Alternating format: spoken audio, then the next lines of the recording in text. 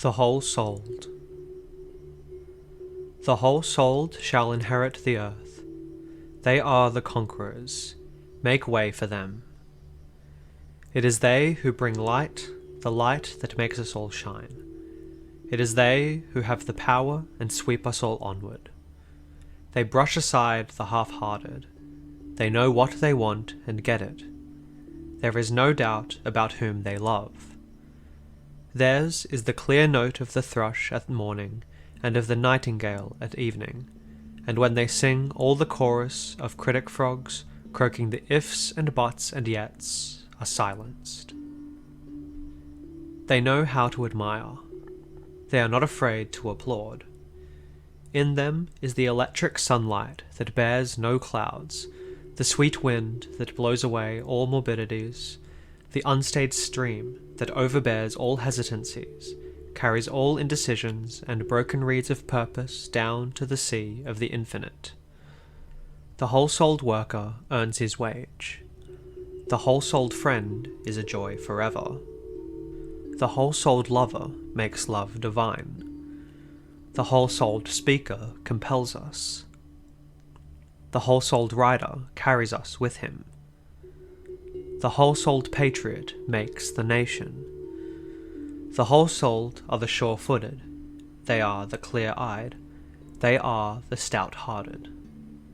They are the steadfast ones in the darkness of trial. Theirs the happy song in the hour of triumph.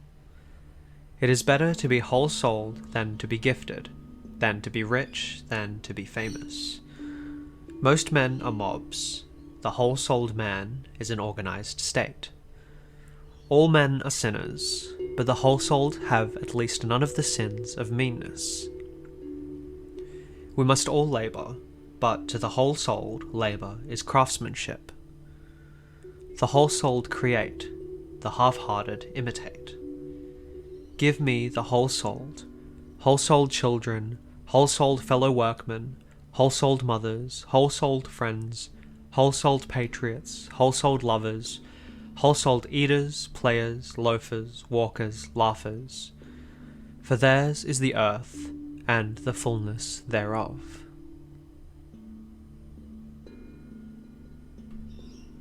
The seed. The 7 wonders of the world were by no means the most wonderful things in the world. The wonders of life are thickest among the familiar, everyday matters. Perhaps the most amazing, baffling, mysterious thing in all the universe is a seed. Look at an apple tree. All of its trunk form, the law of its branches, its leaves and their veins, its delicate blossoms and its red fruit, were contained in a little brown, hard seed. Open the seed, and you see nothing but a whitish filling. Yet that substance has powers as strange as mind. It has a plan that implies wood, flowers, and apples. Out of my window in the morning, I hear roosters giving their hoarse, peculiar call. They all sing practically the same tune. Once it was in the egg. Think of that yolk and white in the egg holding in itself the potentiality of a certain cry. And cocks crow now doubtless just as they crew in the Garden of Eden. Take 2 particles of vital fluid. The microscopist can hardly determine a difference between them.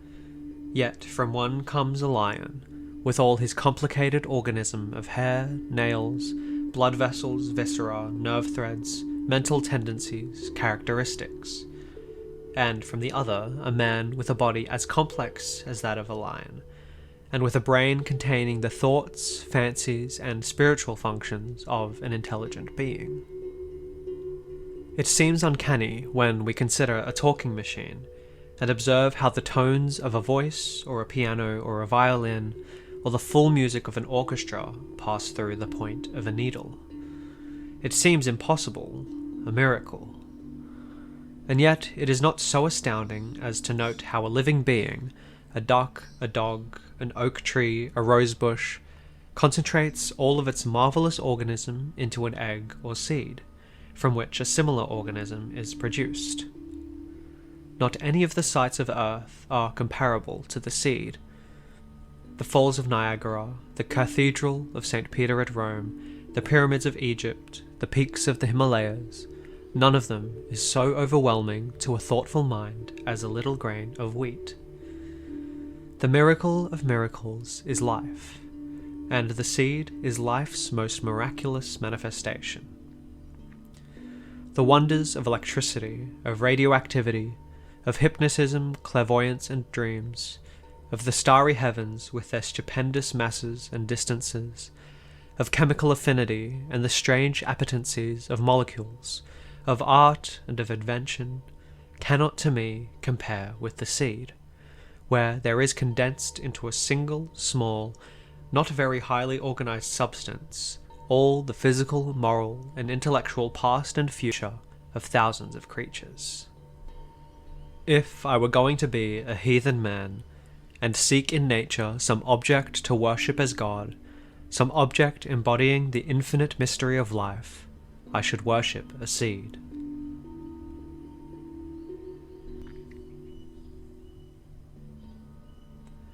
The habit of self-confidence. Like almost everything else, self-confidence is a habit. It is formed by persistently choosing to let the mind dwell upon our successes, and in turning our thoughts just as persistently away from our failures. Suppose out of the 10 things you did today, 8 were failures. When you come at the end of the day's doings to take stock, give these 8 one good look, don't dodge them, see what caused them and how you may do better tomorrow, and then dismiss them from your mind.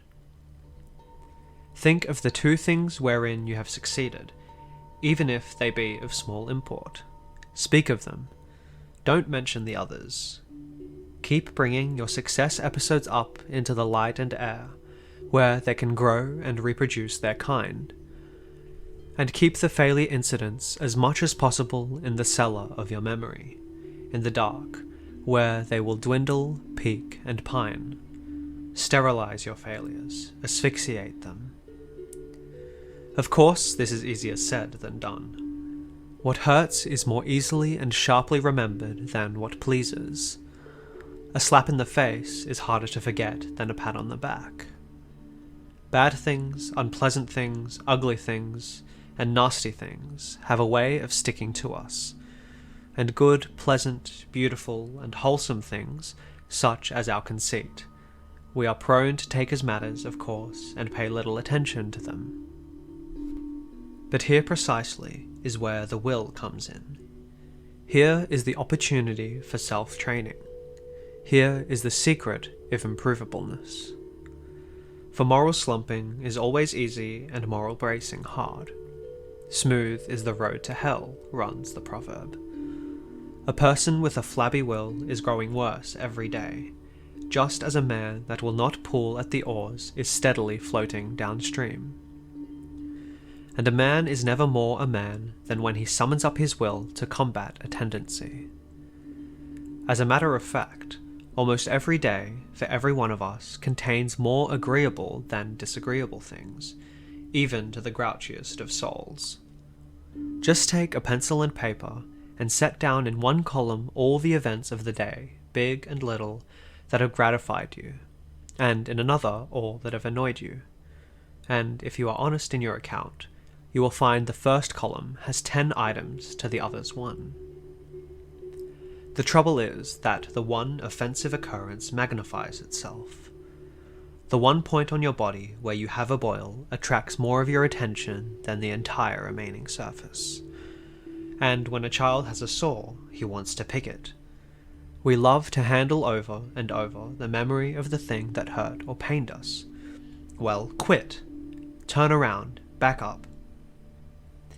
Except ye be converted, which is a Latinish word that means turned around, ye cannot see the kingdom. Let the inflamed spots in your recollection alone. When the rebuff, or mistake, or loss, or insult, or slight, or other ugly thing soever pops up in your thinking, look away, direct your thoughts elsewhere. It is hard to do, but all improvement is hard. The only way to climb any height of culture is to keep on doing a difficult thing until it becomes easy. And the very heart and core secret of culture is to have the disposition to tackle the difficult things.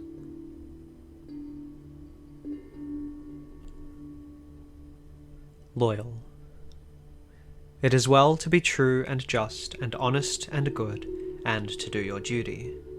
But there is something better. It is loyalty.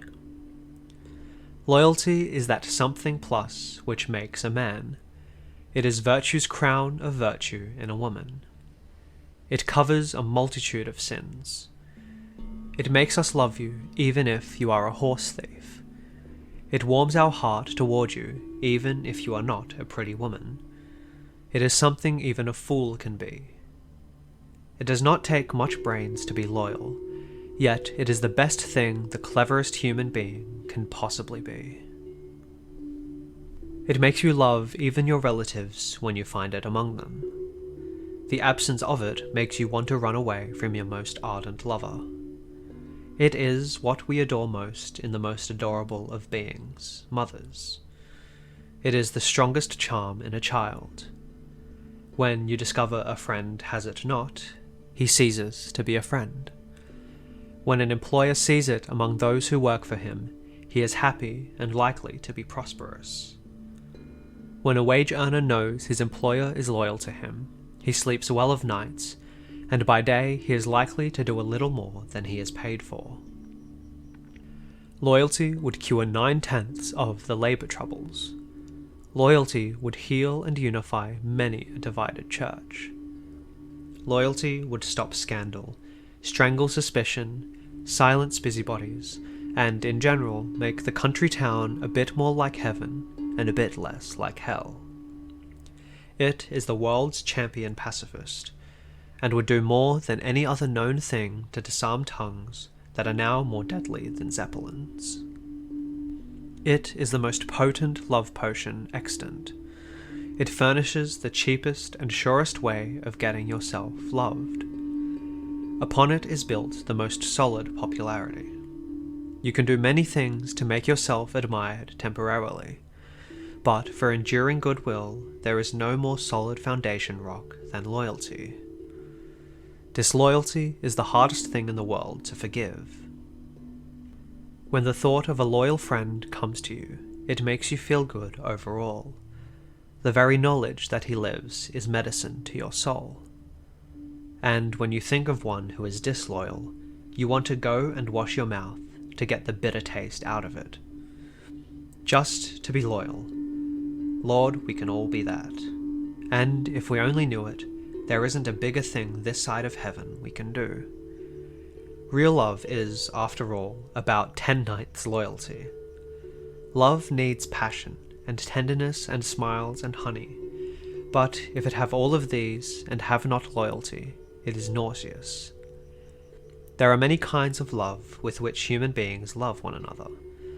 But of all loves, the love upon which the heart leans in the hour of trial, the love the soul cries out for in the horror of loneliness, the love we want to clasp our hand when we breast the salt waves of death, is the love that is spelled, not with 4 letters, but with 5.